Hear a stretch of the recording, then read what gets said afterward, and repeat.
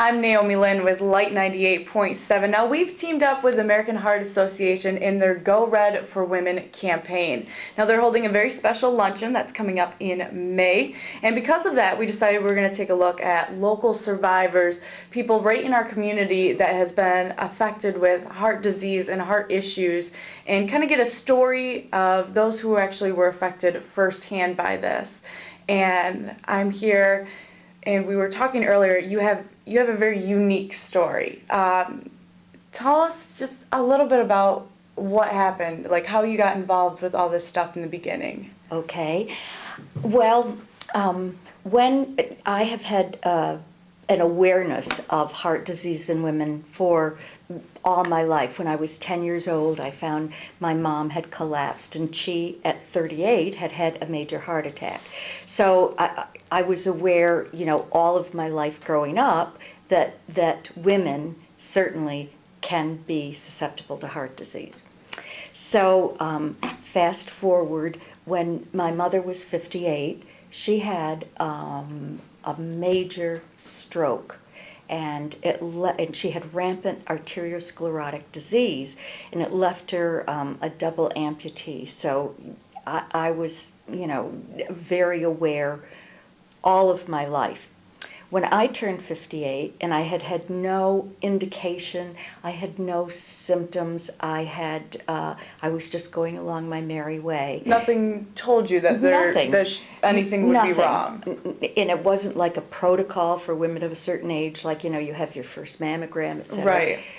I asked my primary care physician at the time of my annual physical if I could please have a referral for a stress test. And he said, "A stress test? Why? Are you having symptoms?" I said, No. And he said, "Well, shortness of breath? No, none at all."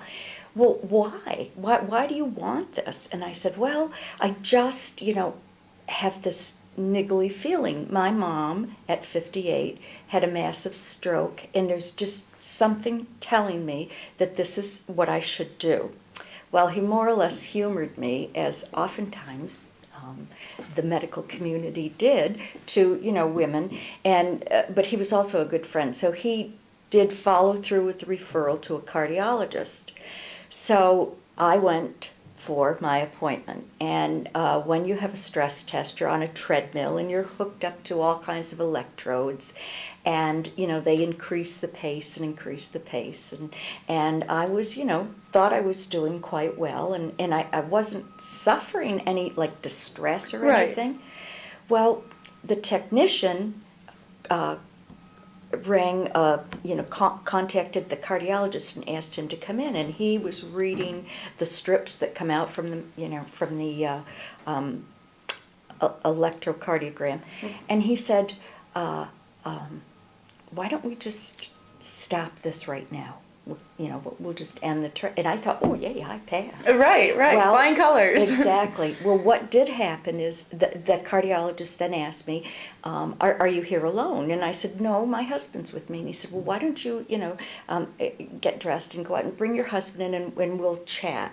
So my husband and I went in and spoke with him, and he said, what we saw was a very unusual pattern, and it indicates that there's something irregular, and my recommendation is for you to have an angiogram, which is a test that they give you with dye, so that they can see exactly how your heart is working. It's sort of like a sonogram or an ultrasound of the heart with the contrast dye.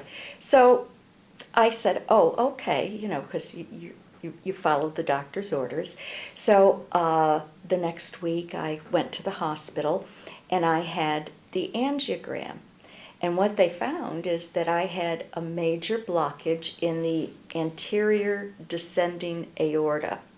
And I was so fortunate that at the time of the angiogram, they had the cardiologist who does the angioplasty, an angioplasty is a procedure where they used to have a balloon, and they sort of ream your ream your arteries. Right. Well, sort of like if you had a clogged pipe. I had one of the very first stents that they use. They not only reamed it, but they placed a medicated stent that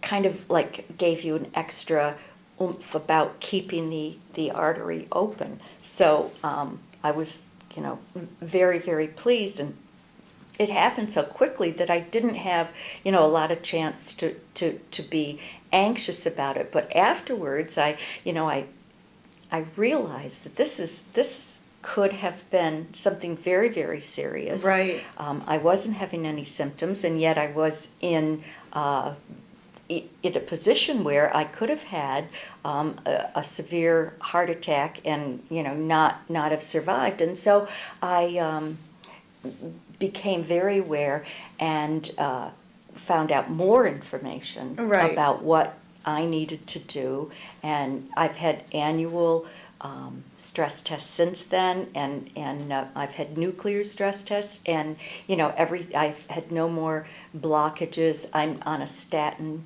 a drug to lower my cholesterol. I get all of my my blood pressure, my numbers, my cholesterol, Right. etc., taken on a regular basis. And because of this experience, I became involved with the Heart Association and the Go Red for Women campaign, so that I could tell other women, especially younger women too, about the dangers, and to always listen to your heart, but listen to your own body, and listen to those thoughts, and do everything that you can in a preventative way. Live a healthy lifestyle, all of that thing, no smoking, all of that. And so that's part of the mission of Go Red for Women, to educate, to teach women to advocate, to follow a healthy lifestyle, to be aware of significant issues that could, for example, if you do have high cholesterol, which I did but did not know, I do now, Right. then it needs to be treated. You need to be aware, and you need to take responsibility Right. for your own health in that regard. And that's the biggest thing, I think, is, something terrible could have happened, Exactly. but it didn't. Exactly. Because you were proactive, you took Right. these preventative measures. Mhm. And I think that's a huge deal, and especially with women these days, it's an idea of, I'm just coming down with something, Right. and it's so easy to Like kind moms don't get sick. of, right, and then you kind of push it off, and even with this, again, no symptoms, but to say, you know what, this happened to my mom, I should have it checked out as well. That's Well, a going huge down thing. to the next generation, I have 3 daughters, 3 grown daughters who also have daughters, and they have become, very aware of their numbers. They are very aware of the family history, and are very strong advocates, not only for themselves, but, like for their family, for their children. I have a granddaughter who recently went to pediatric cardiologist because she has metabolic syndrome, and her cholesterol is high, so she has to make some major dietary Right. and exercise changes.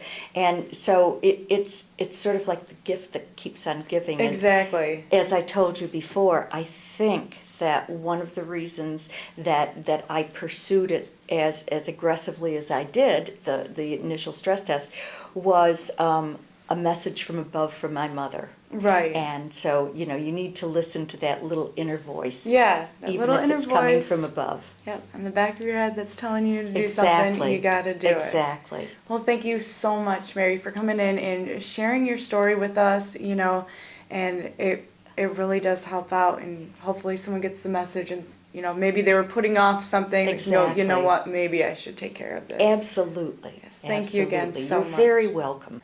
We've got more stories of local survivors, heart disease, all the info. Make sure you check out more of the stories at light987.com.